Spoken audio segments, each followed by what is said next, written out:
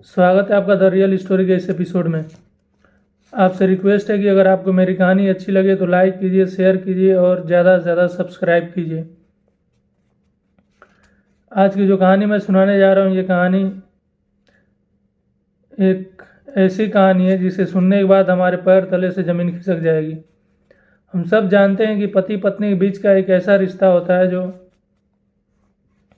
दोनों के बीच चाहे जितना भी झगड़ा हो और झगड़े ख़त्म होने के कुछ ही समय बाद ऐसे रहते हैं जैसे लगता है कि इन दोनों के बीच कुछ हुआ ही ना हो। और पति पत्नी के बीच जो विश्वास का एक डोर होता है,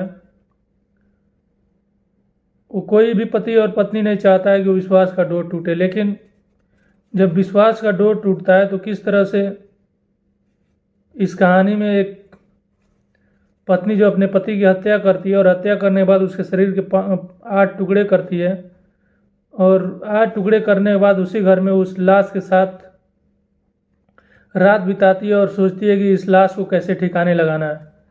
और ये सोचते सोचते वो फिर उसे कुछ समझ में नहीं आता है तो अपने घर का टेलीविज़न ऑन करती है और रात भर उस लाश के साथ बैठकर टीवी देखती है। दरअसल ये कहानी है हरियाणा के झज्जर जिले में एक इलाका पड़ता है जिसका नाम है बहादुरगढ़। बहादुरगढ़ में एक गांव पड़ता है जिसका अंसांडा गांव का नाम है। वहाँ पर एक रोज़ अचानक एक शख्स गायब होता है जिसका नाम था बलजीत। ये जल बोर्ड में नौकरी कर रहा था, ठेकेदारी काम करता था दिल्ली के जल बोर्ड में। ये अचानक जब गायब होता है तो उसके पति पत्नी भाई बहन, बलजीत के भाई बहन सारे लोग ढूंढते हैं, लेकिन कहीं से कुछ पता नहीं चलता कि कहाँ है, बलजीत कहाँ गया। ये लोग काफ़ी ढूंढते हैं लेकिन कुछ पता नहीं चलता। पत्नी भी साथ में ढूंढ रही थी और जो इस बलजीत के भाई बहन, जो इनका मूलतः जो पहले जो घर था वो इस जहाँ पे बलजीत रहता था उससे कुछ दूरी पर था और बलजीत नए मकान लिया हुआ था, वहाँ रह रहा था अपनी पत्नी के साथ और इसका एक 2.5 साल का लड़का भी था। ये लोग काफ़ी ढूंढे लेकिन बलजीत का कोई पता नहीं चला। अंत में बलजीत का भाई और बहन ये दोनों लोग पुलिस स्टेशन जाते हैं और वहाँ जाकर एक रिपोर्ट दर्ज कराते हैं अपने भाई की गुमशुदगी का। पुलिस भी तलाश करती है लेकिन कहीं से कुछ पता नहीं चलता। कुछ समय बीतता है धीरे धीरे, लेकिन जो बलजीत की बहन थी उसे शक था अपने भाभी के ऊपर ही और वो अपने भाई से कहती है कि एक बार भाभी घर चला जाए, वहाँ चल के एक बार देखा जाए, शायद वहाँ से कुछ पता चले। तो बलजीत के भाई और बहन आते हैं यहाँ पे बलजीत के घर, लेकिन यहाँ आते हैं तो देखते हैं दरवाज़ा अंदर से बंद है। दरवाजे पर बेल बजाते हैं, दरवाजे खुलवाने की कोशिश करते हैं लेकिन दरवाज़ा खुलता नहीं है। फिर ये अपने भाभी के नंबर पे फ़ोन भी करते हैं लेकिन भाभी फ़ोन रिसीव नहीं करती। फिर अंत में ये लोग आस पड़ोस के लोगों को बुलाते हैं, दरवाज़ा वो लोग भी आस पड़ोस के लोग भी खुलवाने की कोशिश करते हैं, लेकिन जो पत्नी थी जिसका नाम पूजा था वो दरवाज़ा नहीं खुल रही थी। फिर ये लोग दरवाजे को तोड़कर अंदर घुसते हैं। अंदर जाते हैं तो वहाँ की हालत देखकर इन लोगों की पैर तले से ज़मीन खिसक जाती है। इन लोगों के अंदर सिहरन पैदा हो जाती है वहाँ की स्थिति देखकर। वहाँ अंदर जाते हैं तो देखते हैं कि एक लाश पड़ी हुई है और उस लाश के कुछ टुकड़े किए गए हैं और उन टुकड़ों को एक बैग में रखा गया है। बैग से कुछ लाल रंग का शायद खून है वो टपक रहा है और कुछ वहाँ बर्तन पड़े हुए हैं, अलग अलग बर्तनों में कुछ लाश के टुकड़े पड़े हुए हैं। फिर ये लोग घबराते हैं और घबरा कर पुलिस को फ़ोन करते हैं। पुलिस आती है, पुलिस घर के अंदर जाती है तो वो भी पुलिस की भी हालत ख़राब स्थिति देखकर वहाँ की। फिर पुलिस उस लाश के जितने टुकड़े थे उन सबको इकट्ठा करती है। इकट्ठा करने के बाद उन लाशों में जिस व्यक्ति की मौत हुई थी उसका सर गायब था, सर नहीं मिल रहा था। तो अंत में पूजा से पुलिस पूछती है कि सर कहाँ है, तो पूजा बताती है कि मेरे बेड के नीचे गड्ढा खोद कर उसी में दफन कर दी हूँ।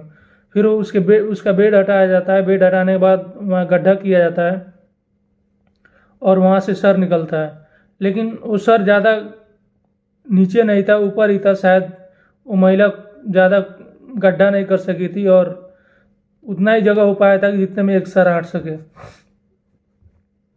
फिर वो सर निकालती है और बॉडी को भेज देती है, उन टुकड़ों को भेज देती है पोस्टमार्टम के लिए पुलिस। अब पुलिस पूजा को अपने हिरासत में लेती है, ले जाने के बाद इससे पूछताछ करती है। पूछताछ में पूजा खुलासा करती है, एक कहानी सुनाती है और बताती है कि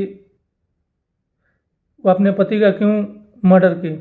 कहानी दरअसल ये है कि पूजा और जो बलजीत था, इनकी शादी 2012 में हुई थी, और जो पूजा की शादी हुई थी ये पूजा की दूसरी शादी थी। पहले जो पति था उससे और पूजा में बनती नहीं थी, इस वजह से दोनों अलग हो गए थे, और बाद में फिर बलजीत और पूजा की शादी हुई। बलजीत वहीं जल बोर्ड में ही, दिल्ली के जल बोर्ड में ये ठेकेदारी काम करता था।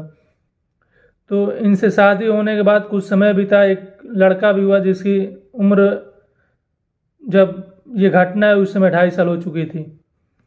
तो जो पूजा थी उसके चाल चलन कुछ ठीक नहीं थे, ये अलग अलग लड़कों से मिलना था इसका। जब ये घर पे नहीं होता, बलजीत घर पे नहीं होता, अपने नौकरी पे चला जाता, तो अक्सर कुछ लोग घर पे आते और मिलते जुलते फिर चले जाते। बलजीत जब नौकरी से घर आता तो गांव वाले इससे बताते कि तुम नहीं रहते हो तो घर पे कुछ लोग आते हैं और ऐसा वैसा बातें करते हैं। ये गांव वाले इसको बताते हैं और इससे बेइज्जती फील होती है। कुछ गांव वाले बलजीत को ताना भी मारते हैं। इस बात को लेकर बलजीत काफ़ी परेशान था और अपने बीवी को बार बार समझाता, घर वाले भी समझाते। कभी कभी इस बात को लेकर लड़ाई झगड़ा भी हो जाती, लेकिन बीवी अपने हरकतों से बाज नहीं आ रही थी, पूजा अपने हरकतों से बाज नहीं आ रही थी। धीरे धीरे कुछ समय बीतता रहा। एक रोज़ ऐसे ही बलजीत सुबह सुबह अपने काम पर जा रहा था और ऑफिस में उसे काम ज़्यादा था, तो पूजा से कहता है कि आज मैं रात में वापस नहीं आऊँगा और आज काम ज़्यादा है तो मैं कल सुबह आऊँगा, तो तुम लोग मेरा इंतज़ार मत करना, खा पी कर सो जाना। बलजीत चला जाता है। बलजीत के जाने के बाद इधर पूजा एक लड़के को फ़ोन करके बुलाती है जिसका नाम आशू था। आशू घर पे आता है। इधर बलजीत, जब शाम हो चुकी, उसका काम भी ख़त्म हो गया था लगभग, बहुत जल्दी काम ख़त्म हो गया। उम्मीद नहीं थी कि उतनी जल्दी उसका काम ख़त्म हो जाएगा। काम ख़त्म करने के बाद जब ये घर शाम को आता है तो इसके पास अक्सर एक और घर की चाबी रहती थी। तो आता है घर तो घर का बेल नहीं बजाता है और उस चाबी से अपना घर खोलता है और घर के अंदर बिना बताए हुए घुस जाता है। घर में जाता है तो वहाँ की हालत देखकर इसके रोंगटे खड़े हो जाते हैं और ये गुस्से से लाल हो जाता है। और फिर देखता है कि उसके घर में दूसरा एक लड़का है जिसका नाम आशू है, वहाँ आया हुआ है। फिर ये दोनों में बहस होती है, पति पत्नी में, पूजा में और बलजीत में। बहस इतना ज़्यादा बढ़ जाती है कि झगड़ा होने लगता है और मौका देकर आशू वहाँ से भाग जाता है।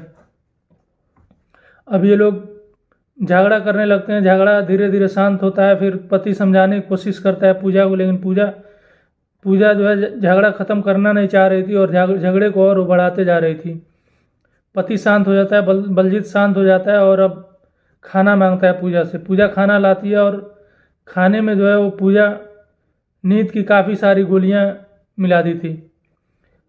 फिर जब बलजीत खाना खाता है तो उसको खाना खाने के तुरंत बाद ही वो नींद लग जाती है उसको और गहरी नींद में चला जाता है। इधर पूजा उठती है, जब देखती है कि अब पति नींद में है तो उसका गला दबाती है और गला दबाकर उसको मार देती है। मारने के बाद अब ये सोच रही है कि अब इस लाश के साथ क्या करें, कैसे ठिकाने लगाएं, कहाँ ले जाएं। फिर ये सोचते सोचते अब ये परेशान हो रही थी कि कहीं कोई जान न जाए और कोई घर में ना आ जाए। डर भी रही थी, रात का समय था। फिर इसने घर का टीवी चालू किया और रात भर बैठ के वो अपने पति के साथ, पति की लाश के साथ उस घर में रात भर टीवी देखी। फिर अगले दिन ये फ़ोन करती है अपने ननद और जो देवर था, बलजीत का भाई था, और जो बहन थे उनके पास, और बताती है कि बलजीत काम करने गया था और अभी तक आया नहीं है। ये घर में लाश छोड़कर बाहर भी जाती है, अपने बलजीत के भाई और बलजीत की बहन के साथ ढूंढती अपने पति को, लेकिन पति का पता नहीं चलता और उन लोगों को भी पता नहीं चलता और ढूंढ कर ये अपने घर आ जाती, वो लोग अपने घर चले जाते हैं। एक रोज़ जब उसके बहन को शक हुआ तो यहाँ इसके घर आए, तो ये आने के बाद जब यहाँ की हालत देखे तो पुलिस को बुलाया गया। पुलिस अपने साथ हिरासत में ले गई। तो ये मारने के बाद पूजा अपने उस जो उसका दोस्त आया हुआ था आंसू, उसके पास फ़ोन करती है अगले दिन। रात को पूरी रात टीवी देखी, टीवी देखने के बाद जब उसको फ़ोन करती है और पूछती है कि तुम कहाँ हो, तो वो बताता है कि मैं बाहर हूँ और गांव में नहीं हूँ। तो वो कहती है कि तुम जहाँ हो वहीं रूम ले लो और मैं वहीं आती हूँ। और वो लड़का वहीं रूम लेता है, ये वहाँ जाती है। वहाँ जाने के बाद कुछ समय बीतता है वहाँ पे और बताती है कि मैं अपने पति को मार दी हूँ और उसकी लाश को ठिकाने लगाना है।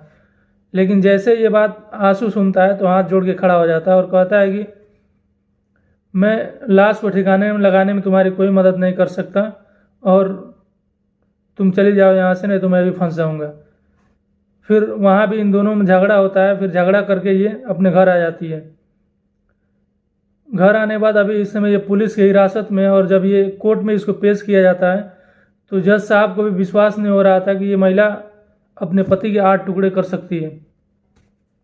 जज साहब बार बार आईओ से पूछते, इन्वेस्टिगेशन अफसर से पूछते कि क्या ये सच है कि ये अपने पति के 8 टुकड़े की है।